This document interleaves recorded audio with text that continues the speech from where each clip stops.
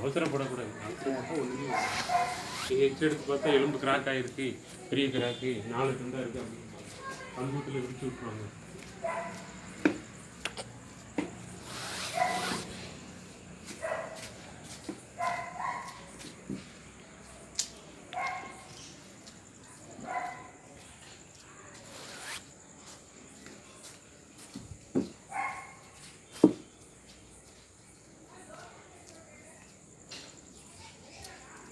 பயப்பட வேண்டியது இல்லைல்ல? ஒன்றும் பயப்படுறதுக்கு ஒன்றும் இல்லை. எலும்பு வெளியே தையல் போட்டு அதையே சரி பண்ணிருக்கோம். புண்ணாக இருக்கும், அதே மாதிரி இருக்காங்க.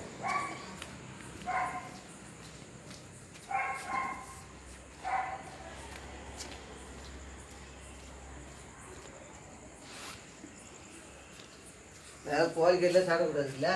ஆமாம், நாட்டுக்கோழி சாப்பிடலாம். நாட்டுக்கோழி சாப்பிடலாம்.